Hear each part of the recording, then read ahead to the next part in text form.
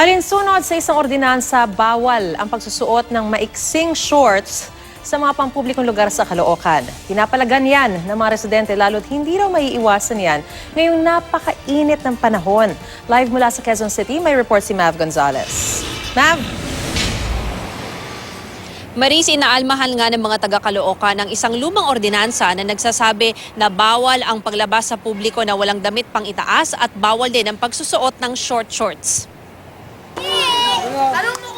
Painit ng painit ang panahon, kaya karaniwang paigsi rin ng paigsi ang suot ng nakakarami kapag summer.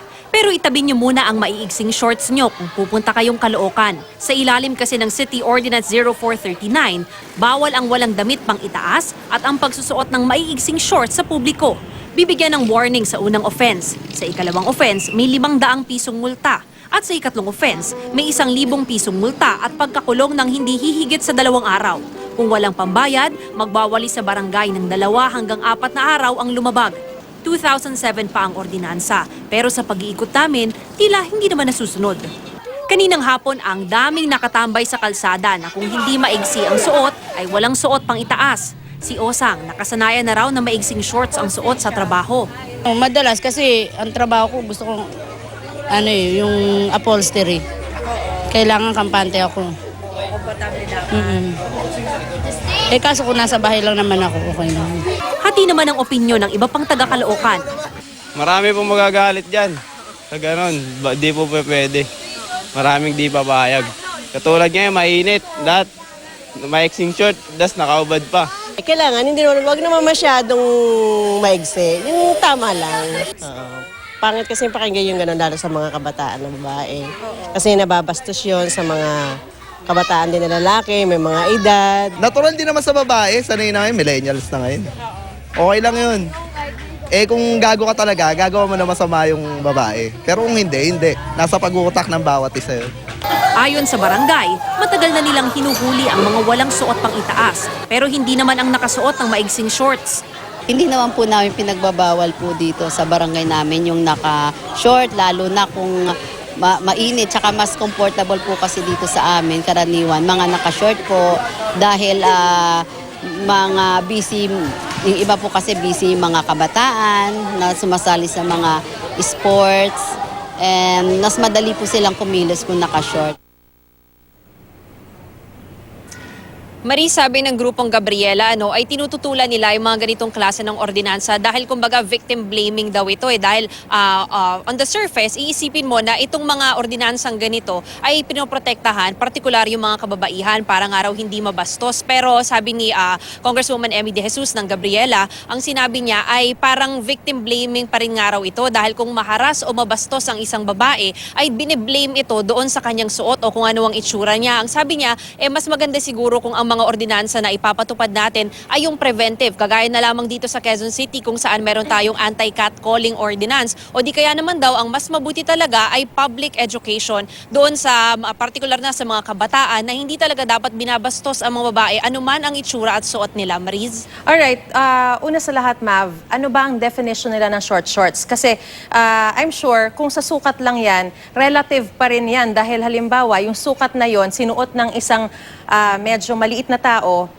baka mahaba na yon para sa kanya. Pero kapag sinuot naman niya ng matangkad, talagang magiging short shorts yon. So, paano nila dinedefine ang short shorts? Kanina, Maris, nakita natin yung kopya nitong ang ordinansang ito tungkol sa dress code.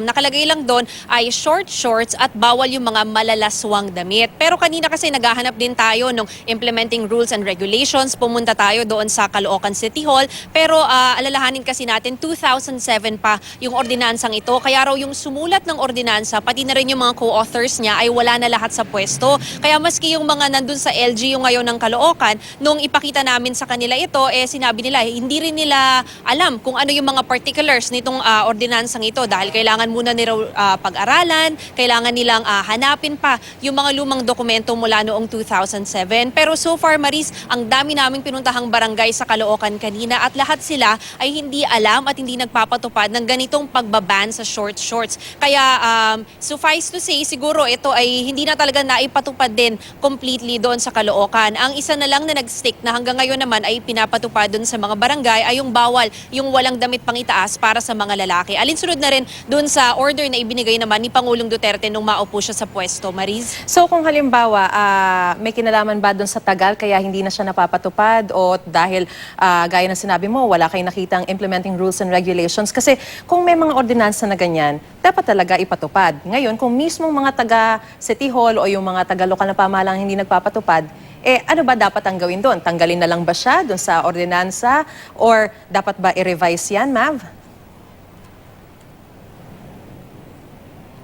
Maaari, Maris, na dahil na nga rin sa sobrang tagal na, no? Kasi more than a decade na yung lumampas mula nung maisulat nga itong ordinansang ito. Ito na rin yung dahilan kung bakit hindi na rin alam at hindi na rin siguro nasusunod sa iba't ibang lugar doon sa Caloocan. In fact, kanina yung nakausap natin, yung sabi sa atin, kasi ibang administrasyon pa yon nung naisulat yon, kaya hindi na rin nila alam kung ano talaga yung rationale behind it. Although, we can only surmise na ito ay parang maiwasan yung pambabastos o pangaharas sa mga kababaihan sa mga pampublikong lugar. Pero kanina yung isa nating na-interview rin, ang sabi niya, ngayon naman daw, maski babae, millennials na raw tayo, pwede nang magsuot ng short shorts. So siguro it's also time to revisit yung mga lumang ordinansa kagaya na lamang nito at siguro iayon na rin dun sa panahon ngayon dahil ngayon, Maris, kahit saan ka pumunta, makakakita ka ng babae na nakasuot ng short shorts and it is very accepted naman socially. It's accepted in public. Kaya yun nga, nung nakausap natin yung taga-LGU ng Caloocan, pag-aaralan din daw muna nila ito at siguro kung makita nga nila na hindi na ito applicable sa panahon natin ngayon, ay maaaring baguhin ito o irebisa, Mariz. Pero alam mo, Mav, sa totoo lang, ang 2007 ay hindi naman talagang lumang panahon yan. Even noong 2007, may mga nakikita na tayong naka-maikling shorts. So, ang sinabi ba sa iyo ng mga taga-lokal na pamahalaan nung pumunta ka dyan para magtanong tungkol dito, mas malaki yung chance na baguhin nila or i-revise nila itong ordinansang ito dahil nga hindi naman pala napapatupad. So, ano pa yung sense nung ordinansa kung sila mismo ay hindi naman talaga ito sinusunod? Kanina, Marisa, kasama ang palad, hindi tayo nakakuha ng talagang conclusive answer mula doon sa ating mga opisyal doon sa Caloocan City Hall. Dahil una nga ang sabi nila, hindi na nila alam kung ano yung reasoning behind this particular ordinance dahil lahat ng nagsulat nito, pati co-authors, ay wala na sa pwesto dahil nga matagal ng panahon ang lumipas. Ang sabi nila ay gusto raw muna nilang pag-aralan kung ano yung particulars at siguro kung meron silang makita dyan na implementing rules and regulations, tsaka na lang daw nila pag-iisipan nga kung kailangan ba itong baguhin o kailangang ipatupad if they deem so fit, Mariz. Alright, maraming salamat sa iyo, Mav Gonzalez.